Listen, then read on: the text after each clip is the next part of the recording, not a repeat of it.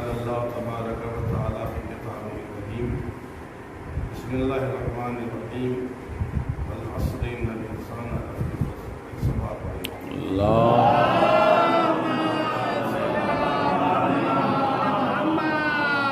اگر آپ لوگ ادھر سامنے آ جائیے تو ہاں ادھر آ جائیے تاکہ آپ لوگ ادھر آئیے تاکہ وہ غلط ہمارے نہیں پتے تھا آپ لوگ ادھر دیکھتے بیٹھے آئیے جیسا ہے کہ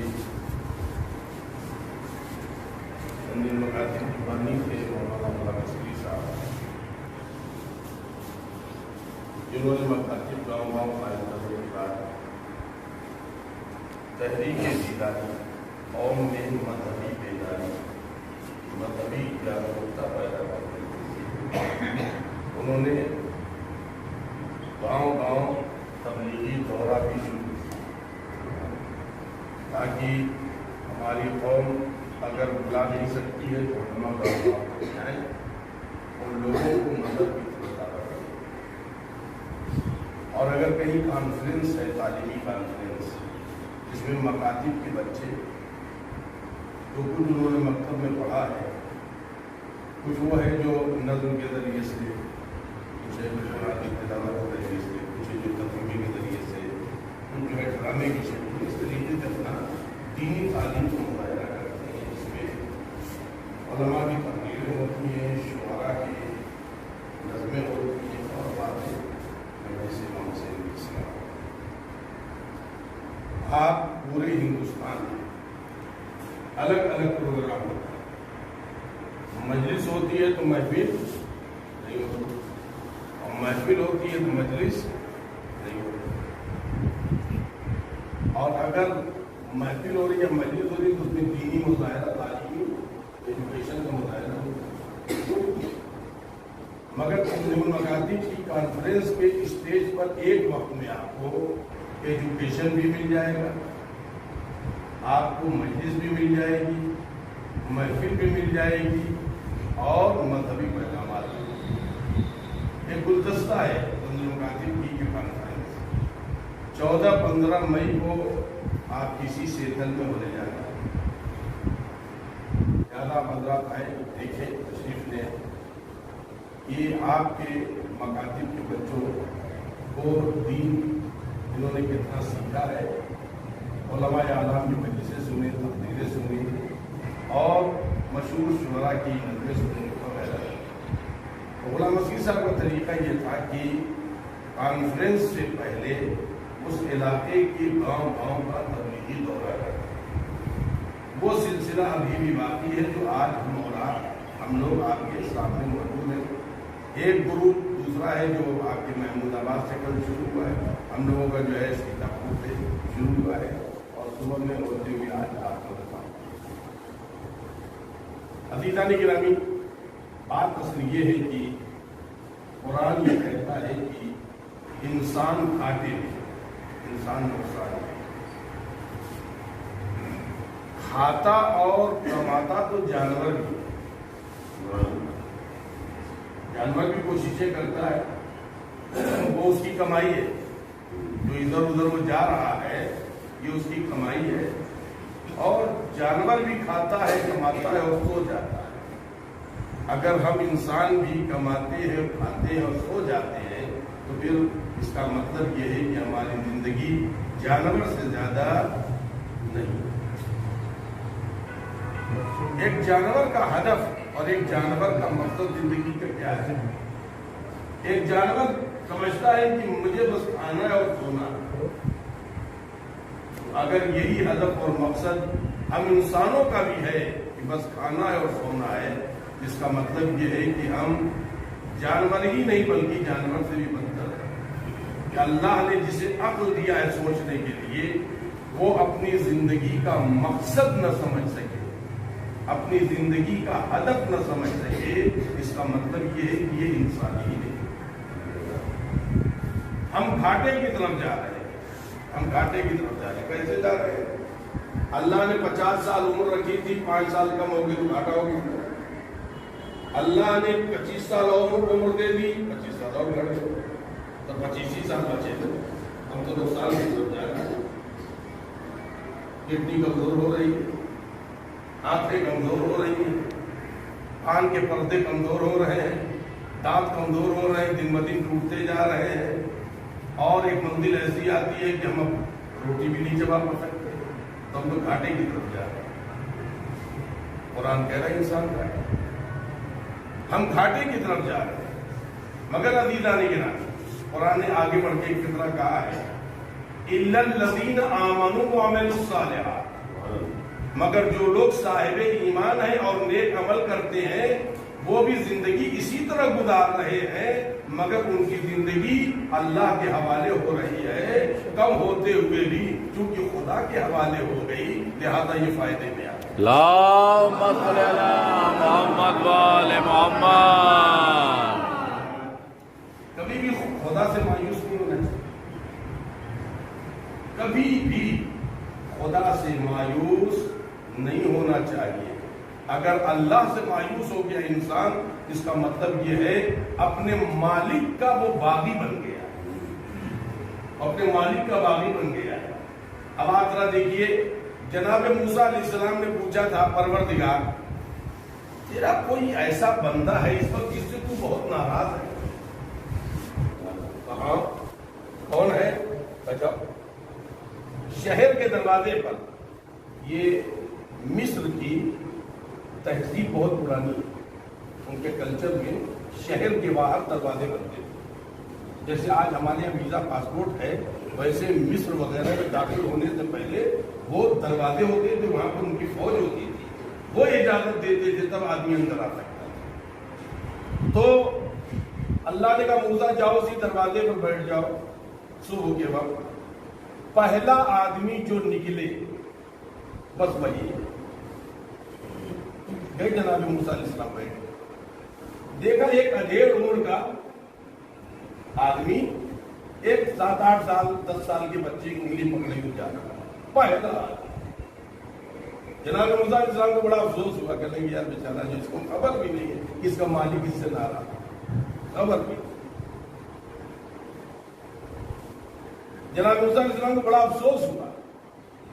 جناب موسیٰ علیہ السلام آئے، نماز ظہرین پڑھی، نماز ظہرین میں مناجات کی پروردگارا تیرا کوئی محبوب بندہ بھی اسے دکھا دیں، اسی جگہ جا کر بیٹھو، اسی جگہ جا کر کے بیٹھ جاؤ، رات میں جو سب سے آخر میں آئے گا وہ میرا بہت ہی محبوب بندہ ہے۔ بیٹھ گئے، اور آخر میں اب یہ شہر کا دروازہ بند ہو جائے، دیکھا کہ چلا رہا ایک انسان، جب قریب آئے دیکھا تو وہی بوڑھا بچے کا ہاتھ پکڑے ہوئے کھڑا۔ صبح میں تو اس سے بہت ناراض تھا، اب اس وقت اتنا خوش ہو گیا، اتنا محبوب بندہ ہو گیا، اس کی وجہ کیا ہے؟ آواز قدرت آئی، موسیٰ جب یہ میرا بندہ جا رہا تھا تو میں بہت اس سے ناراض تھا، مگر جیسی شہر کے باہر نکلا پہاڑوں پر اس کے بچے کی نظر پڑی، اس نے پوچھا اپنے باپ سے ابا ان پہاڑوں سے بڑی بھی کوئی چیز ہے؟ اس میرے بندے نے جواب دیا ہاں ہے۔ کہ وہ کیا؟ کہ آسمان۔ پھر بچے نے سوال کیا اپنے باپ سے کہ ان آسمانوں سے بھی بڑی کوئی چیز ہے؟ اسی میرے بندے نے جواب دیا ہاں۔ تو بچے نے پوچھا وہ کیا؟ کہ تیرے باپ کے گناہ، تیرے باپ کے گناہ۔ پھر بچے نے تیسرا سوال کیا تمہارے گناہ سے بھی بڑی کوئی چیز ہے؟ اس نے کہا ہاں۔ کہ وہ کیا؟ کہ خدا کا رحم و کرم، خدا کا رحم و کرم یہ تیرے باپ کے گناہ سے بھی بڑا ہے۔ موسیٰ سوچو، جو میرے رحم و کرم کو اتنا بڑا مانتا ہو اس کے گناہ میں معاف نہ کروں، یہ میرے کرم کے خلاف۔ اللہم صلی علی محمد وآل محمد۔ کبھی بھی خدا کی رحمت سے مایوس نہیں ہونا چاہیے، ہمیں اپنے ہدف کے تحت زندگی بسر کرنا چاہیے، ہمیں اپنے ہدف کے تحت زندگی بسر کرنا چاہیے۔ میں ایک مثال دے رہا ہوں، ایک چھوٹی سی 2 جملوں میں۔ فرض کریے یہ نواب صاحب ہیں، ان کے دروازے پہ پلے ہوئے نوکروں کی کوئی اولاد آ کر کے انہیں گالی دینے لگے تو یہ پلٹ کے گالی نہیں دے کے اندر چلے جائے، کمزور نہیں ہے، ہارے ہوئے نہیں ہیں، مگر وہ ان کے لائق نہیں، وہ ان کے لائق نہیں ہے۔ عزیزان گرامی، ہم لوگ اپنے آپ کو آل محمد کے لائق بنائے تاکہ آل محمد یہ کہے کہ یہ میرا شیعہ ہے، یہ میرا چاہنے والا ہے۔ لائق ہونا ایک بہت بڑی چیز ہے۔ ہمیں اپنے آپ کو امام زمانہ کے لائق بنانا پڑے گا۔ ہم لوگ جو دعا کرتے ہیں مولا جلدی تشریف لائیے، تو ہم لوگ اپنے آپ کو مولا کے لائق بنا چکے ہیں جو بلا رہے ہیں؟ کہیں کوفے والا معاملہ تو نہیں ہوگا؟ کوفے والوں نے 100 خط نکالا، کتنا؟ بولیے 100 خطوط یہ لیٹر بھیجے امام کے پاس، اور ان 100 میں سے ایک دو خط تو ایسا تھا جس میں لکھا تھا الاجل یبن رسول اللہ۔ ہم لوگ کچھ کہتے ہیں الاجل ہم لوگ بھی کہتے ہیں نا، الاجل یبن رسول اللہ، فرزند رسول جلدی کیجئے، اگر آپ نہیں آئے تو قیامت میں دامن بھی پکڑیں گے۔ مگر جب امام حسین کربلا آئے تو کون سا لشکر سامنے تھا؟ وہی الاجل لکھنے والا۔ کہا ہے امام کے بعد اصحاب نے آ کر کے یزید کے لشکر کو خطاب کر کے کہا، فلاں صاحب فلاں صاحب فلاں صاحب، کیا آپ نے خط نہیں لکھا تھا؟ ہمارا بھی الاجل کہیں وہ والا تو نہیں ہے۔ توجہ دیدانی گرامی، اس کی پہلی علامت یہ ہے کہ ہم اپنے بچوں کو امام کے لائق بنائیں۔ اپنے بچوں کو امام کے لائق کیسے بنائیں گے؟ انہیں قرآن پڑھائیں، دینیات پڑھائیں، امامت کی معرفت دیں، سیرت اہل بیت پڑھائیں، یعنی مکتب کو ہم اتنا آباد کر دیں کہ ہمارے یہی بچے امام زمانہ کے لائق ہو جائیں۔ در صلوات پڑھیں محمد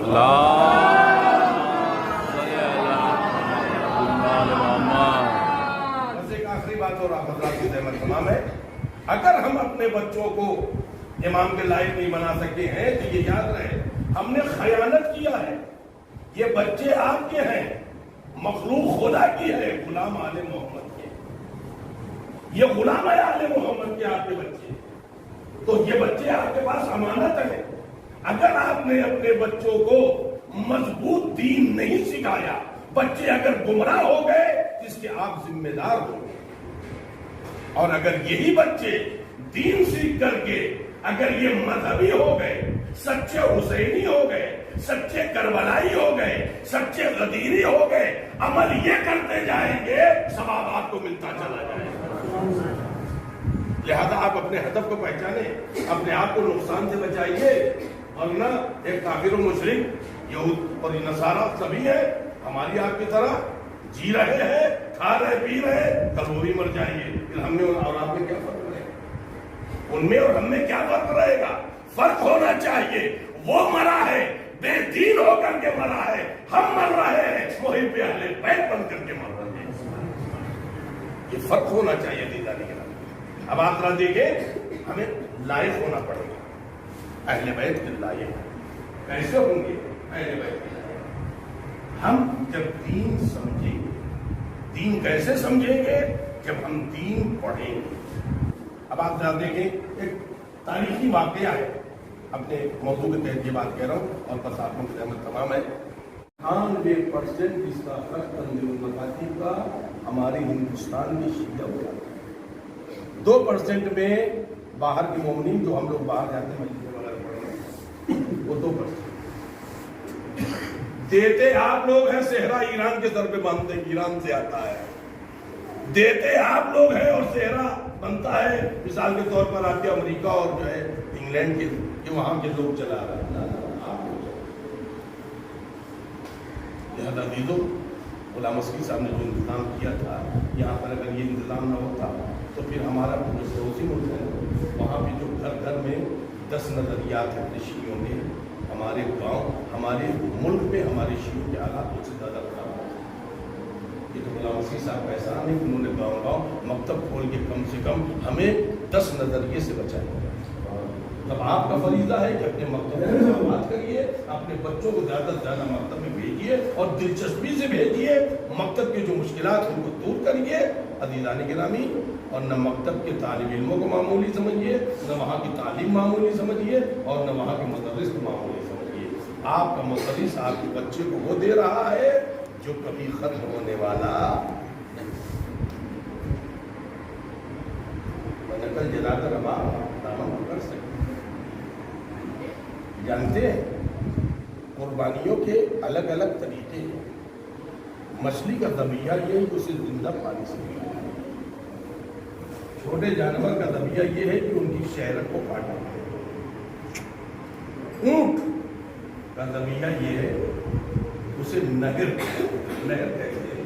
اونٹ کھڑا ہوتا ہے اور خنجر ہوتا ہے جسے ہمارے یہاں بلم ہو, اسی چاقو سے اس کے نکلنے میں لگا ہے, اس کو نہر کہتے ہیں.